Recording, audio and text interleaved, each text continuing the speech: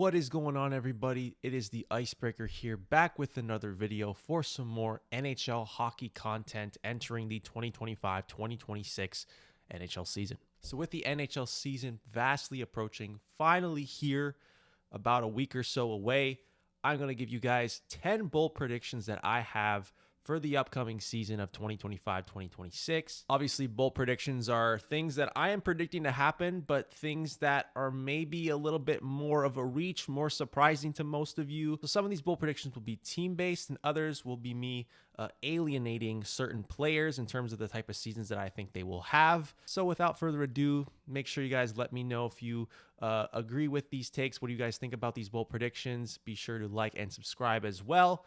And with that said, let's get right into my 10 bold predictions. So coming in at number 1, my first bold prediction for the 2025-2026 season, maybe a bit of a lighter one because I feel like most people could see a scenario where this happens.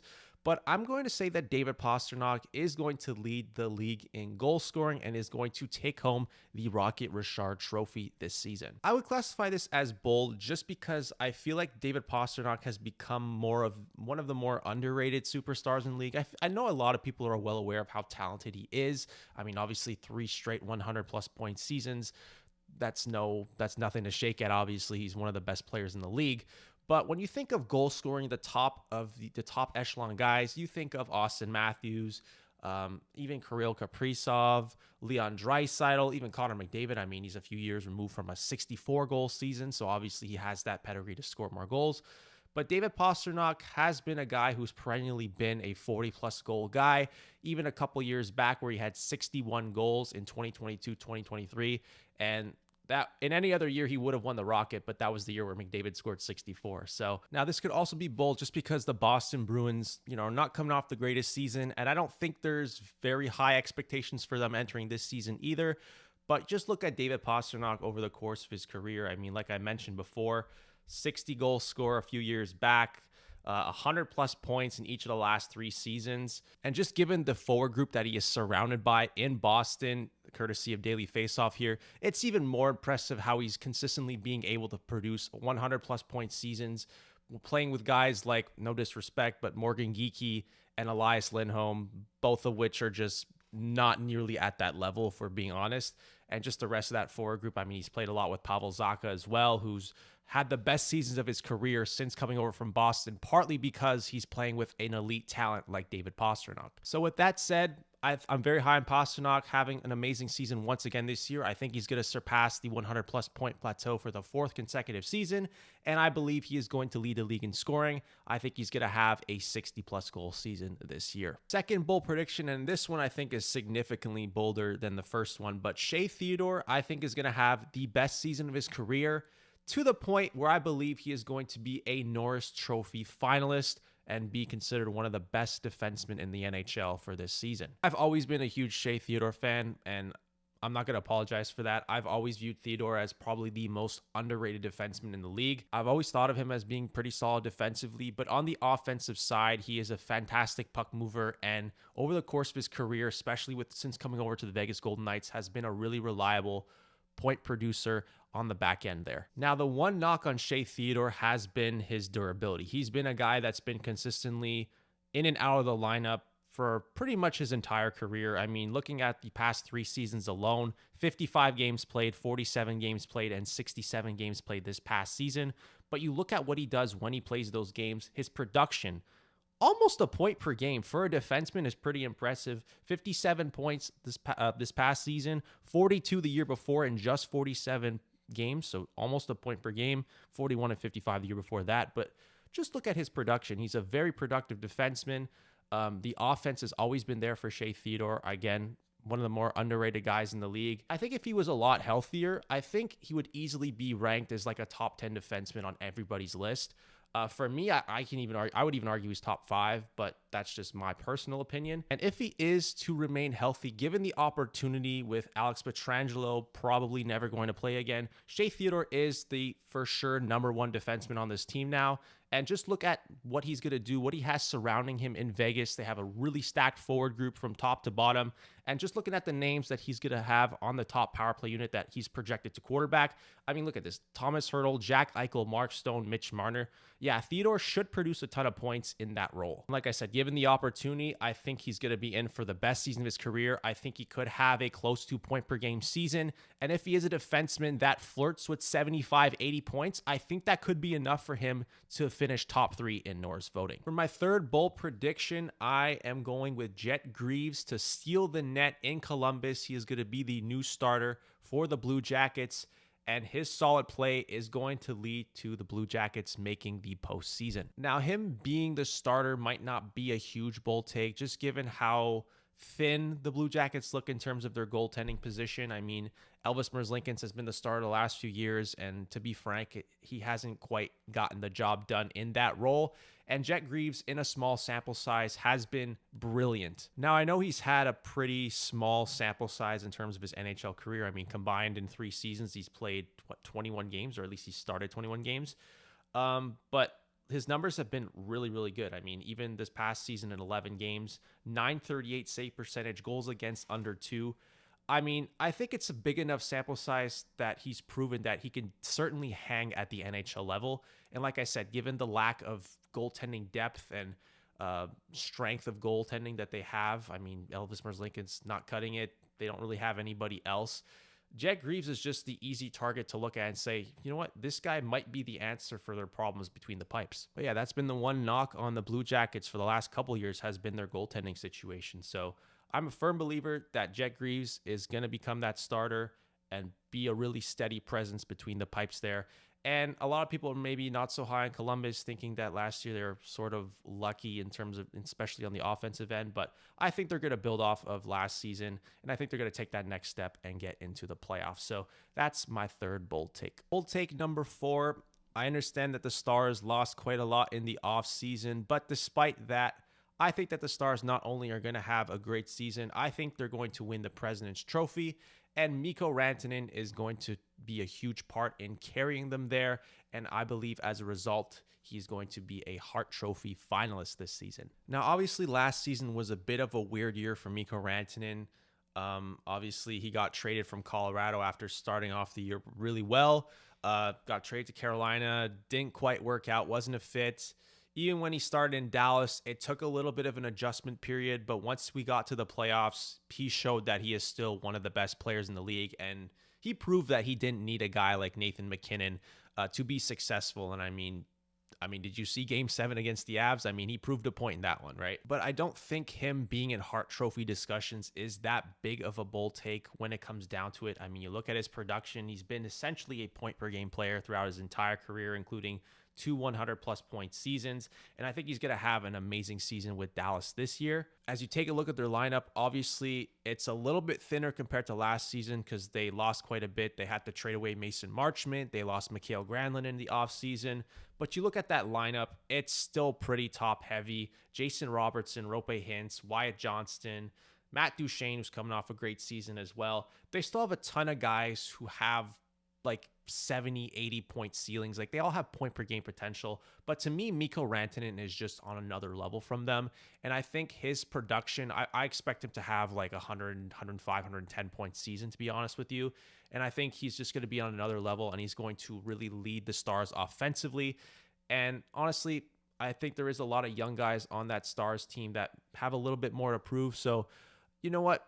I think a lot of people maybe aren't quite as high on Dallas offensively as they have been in years past, but Mikko Rantanen is going to show this season why they should still be taken seriously from that end of the ice. And as far as the Stars as a team overall, despite how strong the Central Division is, I still believe it's their division to lose. I believe from the top down, they are the best, more well-rounded, most complete team in that division. So I think they are going to win that division. Not only that, win the President's Trophy. And again, Mikko Rantanen, top 3 season in Hart voting. My fifth bold take, this might be one of my bolder takes of the video, and by no means am I suggesting that the Philadelphia Flyers are going to be a good team this season. I don't think so. I don't have them making the playoffs, but offensively speaking, I do see a lot of potential there, so much so that I'm predicting that they're going to finish top 10 in offense this year, top 10 in goals per game. I think a big part of my reasoning here is honestly Rick Tocchet coming in behind the bench. When he first came to Vancouver,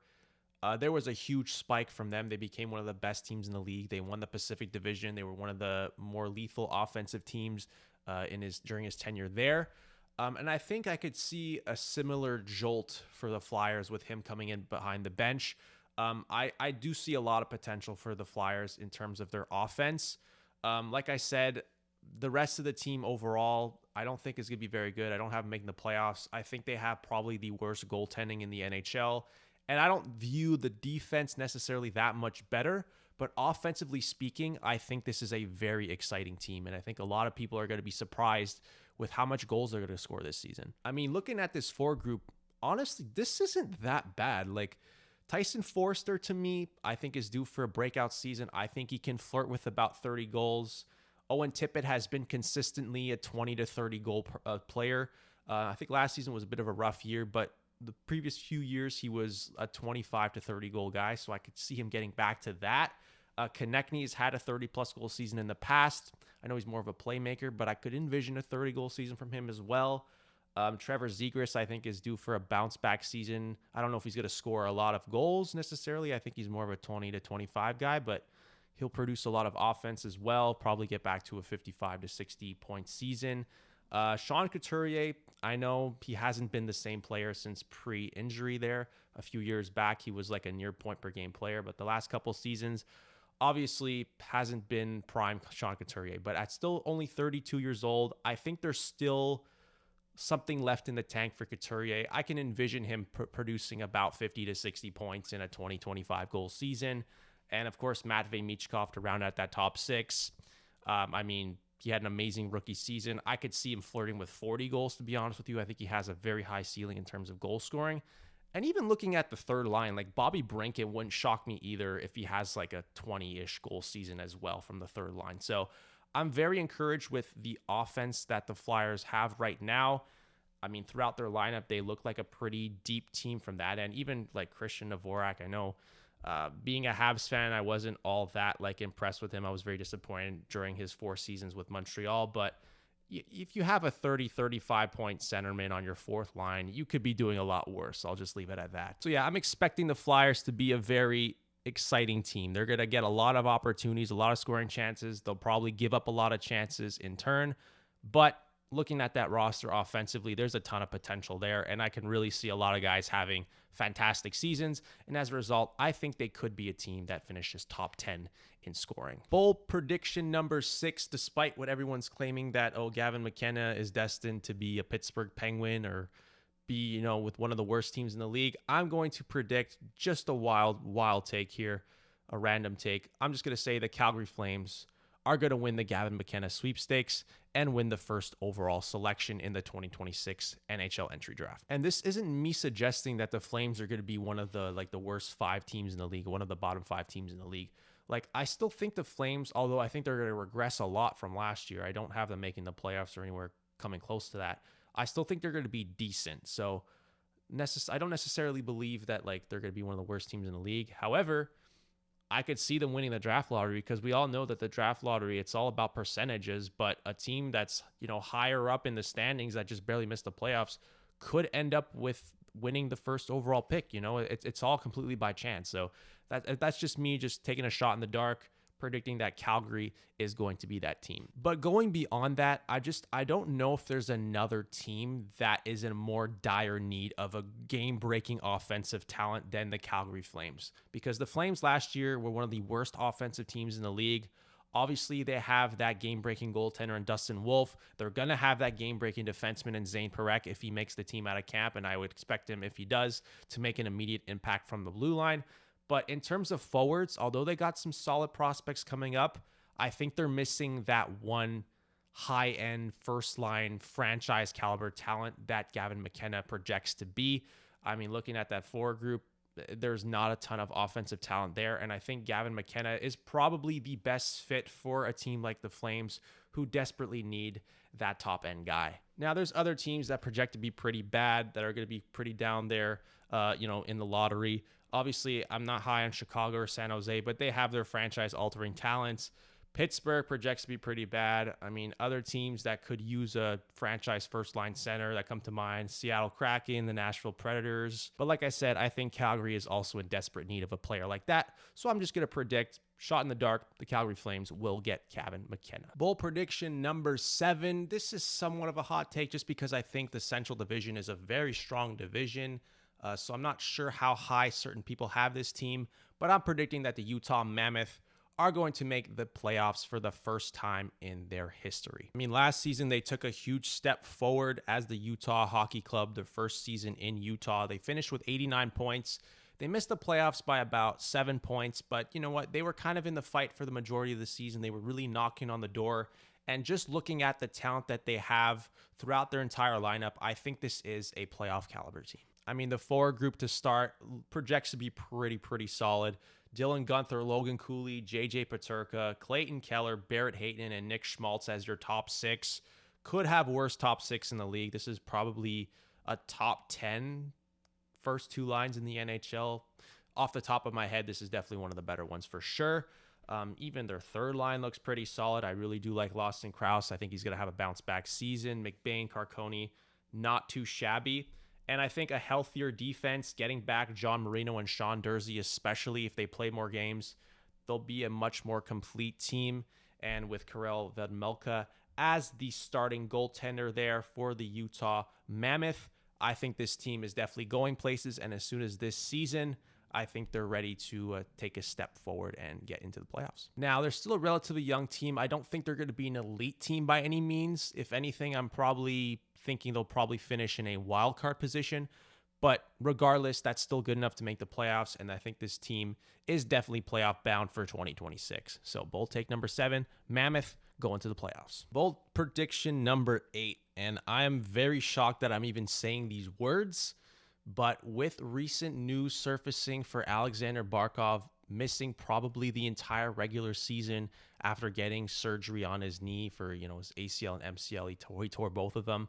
Matthew Tkachuk's going to be out for the first couple of months at least. And with the Eastern Conference improving, I legitimately believe that the Florida Panthers could go from back-to-back Stanley Cup champions to not even qualifying for the playoffs at all. Now, this is definitely a super bold take because I feel like a lot of people see the Panthers and they say, well, they're still deep enough. Maybe they won't win the Stanley Cup. Maybe they won't be contending with the Atlantic Division, but they should still be good enough to make the playoffs.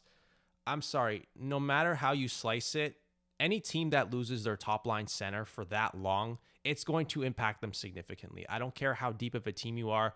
Certain guys, they got to step up and play bigger roles that they're probably not accustomed to and probably won't be as effective in, or won't be able to handle those roles as well as they would have in the roles that they had with Barkov in the lineup. So it kind of fucks up everything, right? Any team that loses arguably their best player, they're just not going to look the same, especially in an Eastern Conference that I think is going to be much better than it was last season.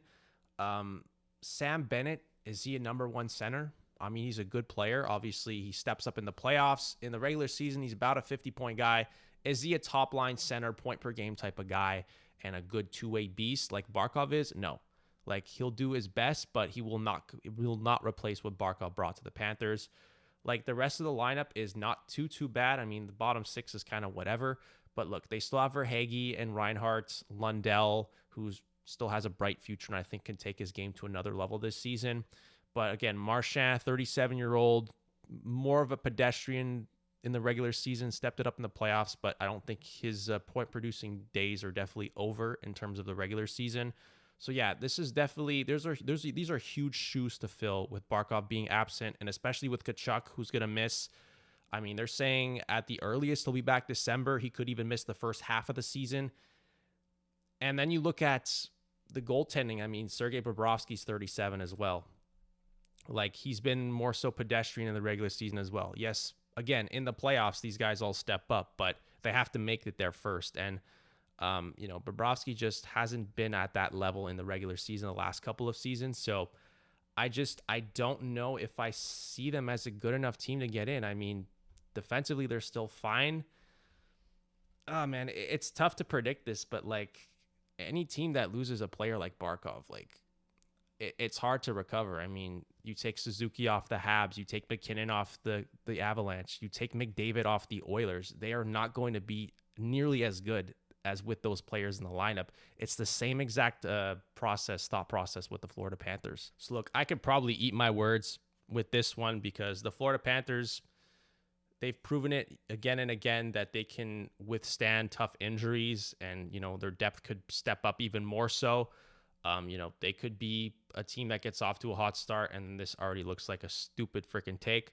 But as of right now, I just don't like how it's set up for them right now, especially with the Eastern Conference being a lot tougher this season, or at least how I believe it's going to be tougher. I could see a world where they miss the playoffs, and for the sake of bold predictions, I'm just going to say that they do. Bold prediction number 9. I know a lot of people are a little bit weird when it comes to the LA Kings. They weren't particularly high on them entering this past season, and they ended up being really good. And obviously the offseason, they made some questionable decisions, or a lot of people claim. But I'm still fairly high on the LA Kings. In fact, I think they are going to win the Pacific Division. And not only that, in Anze Kopitar's last season, I think they're gonna go on one more amazing run, and I have them coming out of the West and going to the Stanley Cup Final. I know that not a lot of people agree with that, but you know what? These are bold predictions, so we're just gonna roll with it. In terms of the Kings roster, I think of the Pacific Division. I don't think it's a very strong division, probably the weakest in the NHL, for being honest. And as for the Kings, you look at their lineup, I easily think they're at the very least a top 3 team in the Pacific. But the lineup wise, I think they're a very deep team pretty much throughout. And I think they're more than capable of winning the division. And I think they kind of have to win the division so they avoid the Edmonton Oilers in the first round, who they've lost to 4 years in a row. So I don't think that's going to happen this time around, obviously. The forward group is as deep as ever because Mikko, Kopitar, Kempe, Fiala, Byfield, Laferriere, Fogle, Deneau, Moore, arguably the best top 9 in the entire NHL. It's a very, very deep forward group. On the blue line, obviously, you lose Jordan Spence and Vladislav Gavrikov, which, I mean, is probably, it's a downgrade by adding Brian Dumoulin and Cody Ceci, but I still like their defense. I still think that they are one of the better defensive groups in the league. And I don't think that, losing a couple guys is going to change that all that much. I think Drew Doughty, given his age, I know he's a lot older, but I still think he's an effective top pair guy. Mikey Anderson is solid. Edmondson and Brent Clark potentially breaking out too. I think will go a long way in the Kings sustaining their solid defensive play. And then you have Darcy Kemper, who came off an amazing Vezina finalist type of season with the Kings between the pipes. And, I really don't expect him to be that much worse. I mean, maybe he won't have the same level of season, but I don't think he's going to be completely ass. So, you know what? The Kings, I still feel like overall are still a very deep team.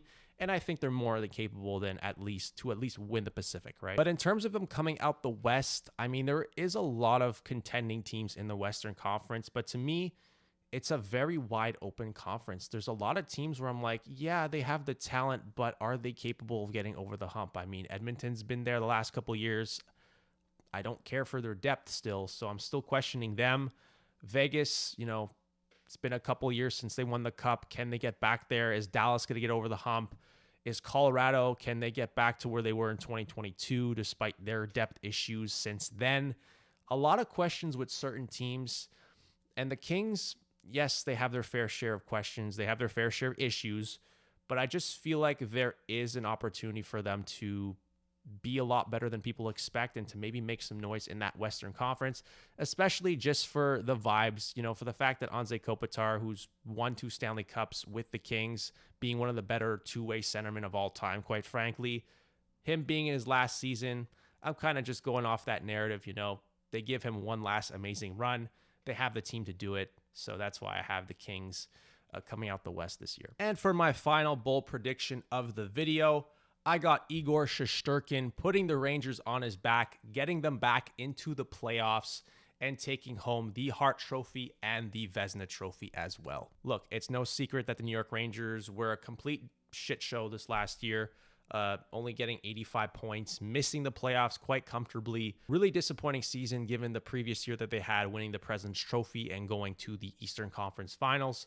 But Igor Shesterkin, I think, was part of the reason why they struggled. He had a bit of an off year, and I still think, in my opinion, he's easily a top 3 goaltender in the league, and he will bounce back, and to the point where he will be the main reason why the Rangers bounce back and get back into the playoffs. But even looking at their roster, I think last season they were capable of way more than what they provided.